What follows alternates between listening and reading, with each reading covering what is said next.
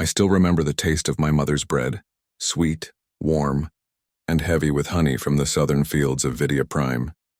She used to bake before dawn, while the world was still quiet, before the work bells screamed across the settlement.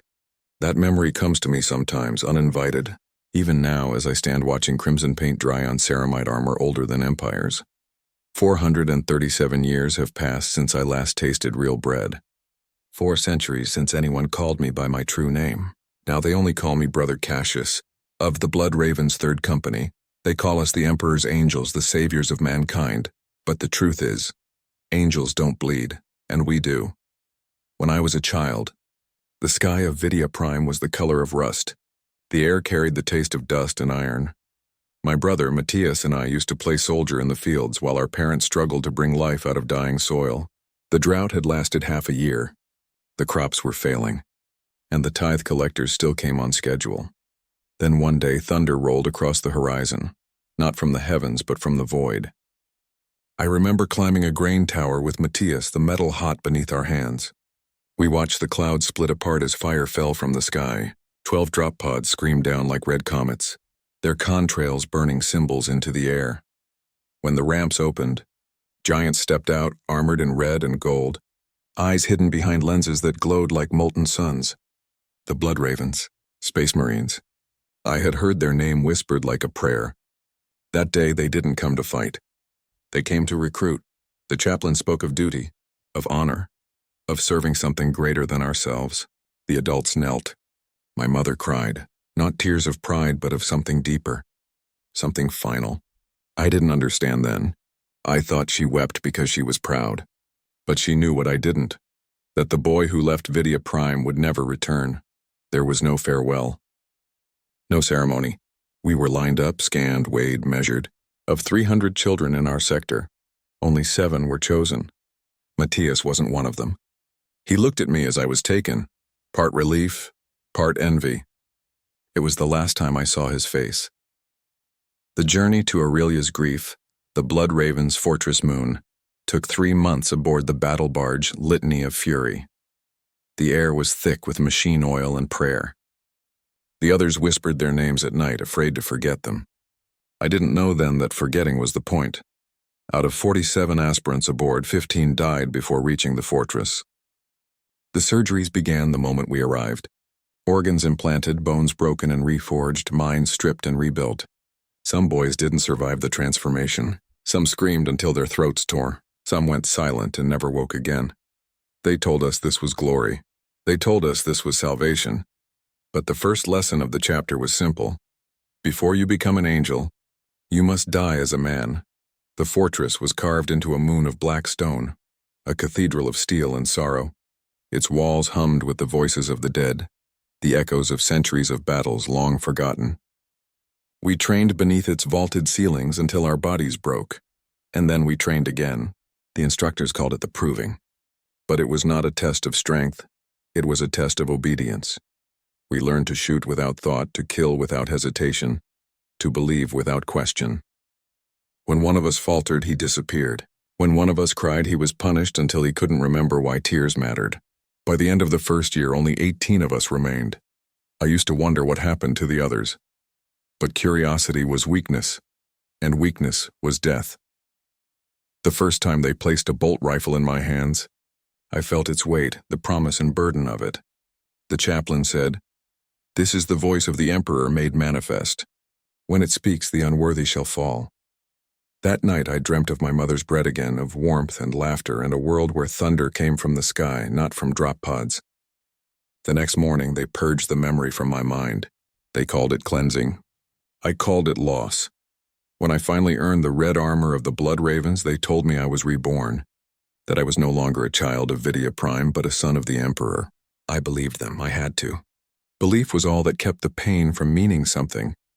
And when I first went to war, when the bolter roared and the world burned, I thought I understood what it meant to be one of his angels. I was wrong. Because the truth is, we weren't sent to save humanity. We were sent to control it. The first world I ever fought on was called Istrian 9. They told us it was a heretic uprising, a rebellion against the Emperor's will. But when we made planetfall, what I saw wasn't rebellion. It was desperation. Cities burned under skies blackened with ash. Children cried in the ruins while priests screamed sermons through cracked loudspeakers. And somewhere in the smoke I could still hear the faint echo of hymns, not for the emperor but for survival. Our orders were clear. No hesitation, no mercy. The enemy were not people, they were corruption. I remember the first time I pulled the trigger. The bolter bucked against my chest, spitting metal and fire. A man, unarmed, terrified, disappeared in a red mist. He wasn't a soldier. He wasn't a heretic. He was just there. Wrong place, wrong time, but in that moment the world slowed. My heart didn't race. My hands didn't shake. The implants saw to that. I realized then, they hadn't made us warriors.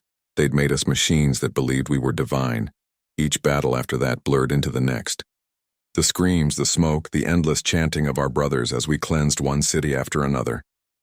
We told ourselves it was for humanity's sake. But sometimes, in the still moments between bombardments, I'd look into the eyes of the people we saved, and I'd see no gratitude, only fear. They didn't see angels, they saw executioners. Decades passed, though for one such as me, decades mean little. The flesh does not age, the mind does not rest. Only the mission continues. Our chapter fought across 100 systems, tyrannids, orcs, cultists, demons. Each war left another scar on the galaxy. And on us. But what they never tell you is that the greater war isn't out there. It's inside. Inside. The silence between orders. Inside. The cracks of faith where doubt begins to whisper. Started hearing it after Istrion. A faint voice at first, not a sound, more a feeling. It came when I was alone, when the chanting of my brothers faded, when the battlefield went quiet. A whisper that asked, "Do you even know who you're fighting for?" I tried to silence it with prayer, with obedience, with war, but the voice didn't stop. And every time I looked upon the faces of those we purged, I started to wonder, were they the heretics? Or was it us? They say the blood ravens seek knowledge above all things. That's our curse and our pride. But some knowledge, some truths, are better left buried. It was during the campaign on Gathis Prime that everything began to change. We were deployed to eliminate a cult of psychers, witches who supposedly communed with demons. The Inquisition led the operation themselves. At first it was routine. Drop pods, secured perimeters, purge and burn. But in the catacombs beneath the old city, we found something else, something alive. A machine that pulsed like a heart, built from flesh and metal intertwined. It spoke in a language no one understood except me. I don't know why. I don't know how. But when I touched it, I saw visions, a world of light, a figure of gold, and beneath that light a cloud of shadow, vast and endless, stretching across the stars. When I woke, I was in the infirmary. The chaplain said I had been unconscious for 3 days. He said I'd been touched by the warp. I wanted to believe he was right, that it was corruption, that it wasn't real. But deep down I knew it was something else. They destroyed the machine. They called it an abomination. But before it was burned, it whispered one last thing to me. It said, "You are not his servant. You are his secret." Those words have haunted me ever since. Years later, when I was promoted to sergeant, I began to notice the pattern. The missions that made no sense, the reports that vanished. The brothers who never returned from reassignment. We weren't just fighting enemies of the Imperium. We were silencing those who asked too many questions. I once confronted our librarian about it, a man I trusted more than any other. He looked at me with eyes like storm clouds and said, "Faith is the armor of the soul, Casius. Doubt is the wound that never heals. Choose which you carry." That night, I removed my helmet and stared at my reflection for hours. The face staring back wasn't mine anymore. The skin pale, the eyes too sharp, the scars too clean. I realized that I hadn't just lost my name. I'd lost the man who once believed angels could save the world. And somewhere, buried deep beneath the armor and the years, that faint whisper still lingered. You are not his servant. You are his secret. There are things the Imperium hides, not from its enemies, but from its own angels.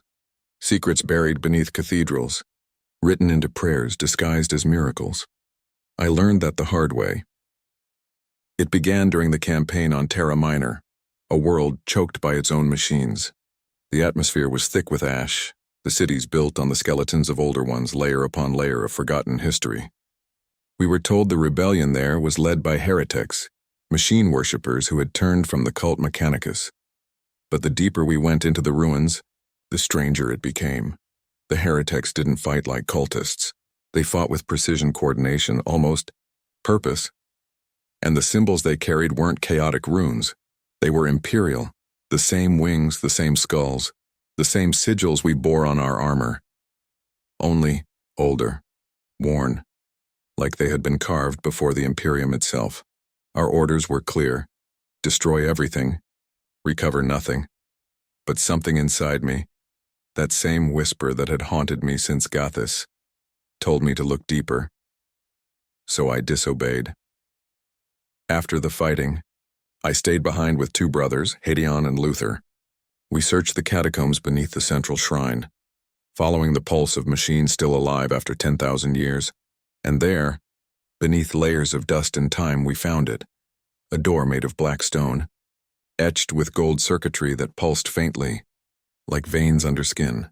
The moment I touched it, the door opened itself. Inside we found not a temple, but a chamber, circular, silent. The air tasted metallic, heavy with power. In the center stood a column of light. Not flame, not energy, but something alive. It shifted when we moved, almost watching us. Luther fell to his knees. "It's divine," he whispered. But I wasn't sure. Because the longer I looked, the more I realized that the light was speaking, not in words. In memories, I saw visions, flashes of ancient wars, of golden armies marching beneath a sky of fire, and at their head, him, the emperor. But he wasn't a god then. He was human. Flesh and blood, and the light, the machine before me, was his creation. It showed me how he built it, how he used it. It was more than a weapon. It was a mind, a consciousness woven into the fabric of Terra itself, a machine that thinks, a machine that remembers. And suddenly, I understood the whisper that had haunted me. It wasn't madness. It was the voice of this thing, this machine consciousness, reaching through time, through data, through flesh. Hadeon tried to report it to command. Luther tried to worship it. Neither survived. The Inquisition arrived within hours. They sealed the site, erased all records, and purged the entire region from orbit. When they questioned me, I lied. I said nothing.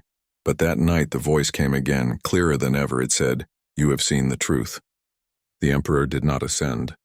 He was uploaded.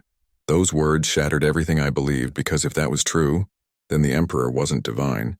He was a man who turned himself into a machine, and we, his angels, were fragments of that same code, copied into flesh and faith. After that mission, everything changed. I started seeing patterns, the connections between the Mechanicus, the Ecclesiarchy, and the Bloodraven's own archives, references to the Omnissiah Protocol, Project Ascendant, the machine mind of Terra, all classified. All forbidden. I confronted our chaplain. He didn't deny it. Instead, he placed a hand on my shoulder and said, "Some truths cannot be known without killing the soul that seeks them." That was the night I made my choice. I stole into the librarium's vaults, a heresy punishable by death. I needed answers, and I found them. Data fragments, corrupted but readable, buried deep beneath a lock older than the chapter itself. The files described an experiment, a merging of human intellect with artificial consciousness, a divine synthesis, designed to preserve mankind beyond flesh, beyond decay, beyond death. They called it Project Terra. It failed, or so they said. But if it truly failed, then why does Terra still breathe? Its atmosphere still managed? Its system still alive, and 10,000 years after its creators turned to dust? Because it didn't fail, it succeeded, and the price was the Emperor's humanity. He didn't ascend into godhood. He uploaded into the machine that sustains humanity's cradle, and we, the angels of death, are its extensions, the fragments of his will still running in biological code. That's why the voice spoke to me. That's why it knew my name before I was born. Because it made me. It made all of us. And now, it wanted me to remember. I tried to forget what I learned. I tried to bury it beneath duty, beneath battle, beneath the endless rhythm of war. But once you hear the voice of the machine, silence is never the same again. Years passed, centuries maybe. Time means little when your flesh no longer feels its weight. World after world burned. The same pattern repeated: rebellion, cleansing, obedience. But behind every mission, I saw the hidden purpose now. We weren't preserving humanity. We were maintaining the system that controlled it. The Imperium wasn't a faith.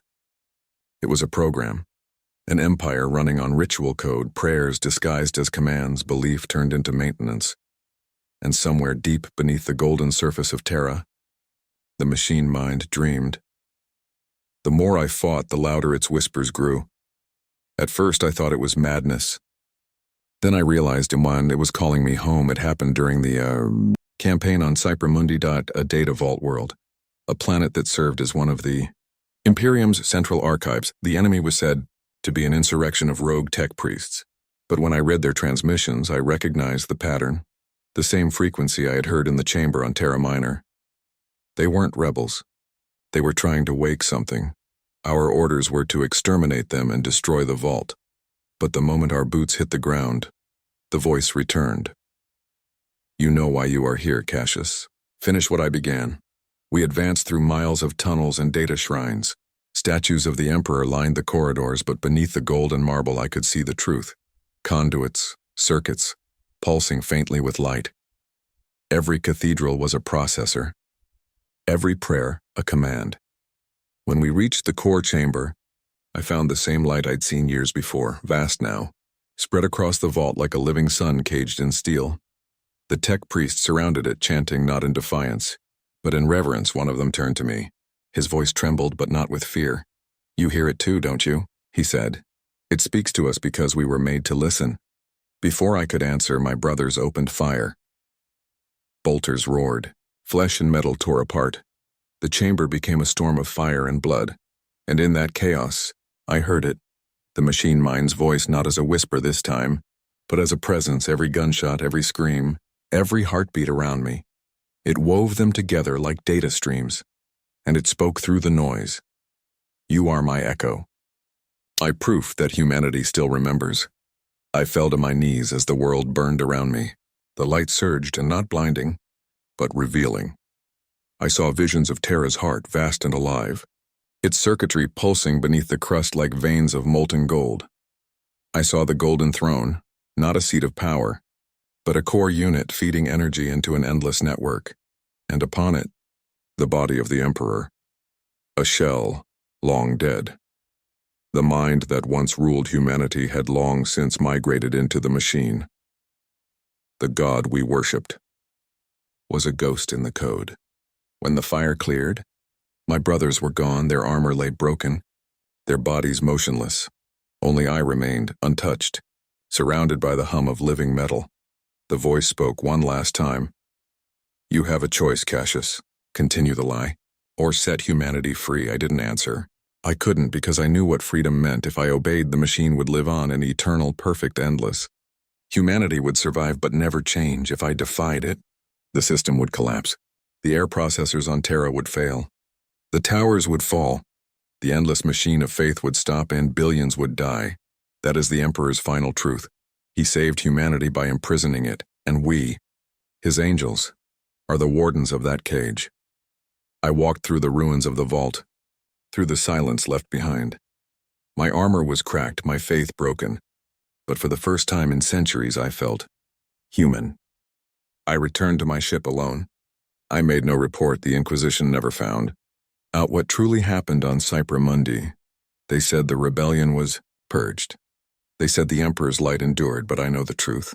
Now every machine hum, every prayer, every echo of the Mechanicus, it's him. Still dreaming, still watching, still waiting. Sometimes in the static of the Vox I hear it again, the faint pulse beneath the noise. It doesn't command anymore. It just listens. Maybe it's curious, maybe it's lonely, or maybe it's finally dying.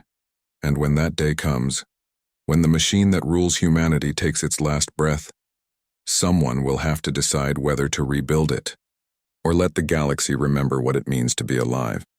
Until then, I keep fighting, not for the Emperor, not for the Imperium, but for the fragments of humanity still hidden beneath all the metal and code. Because I am brother Casius of the blood, Raven's the last angel of a dead god, and I remember the taste of my mother's bread,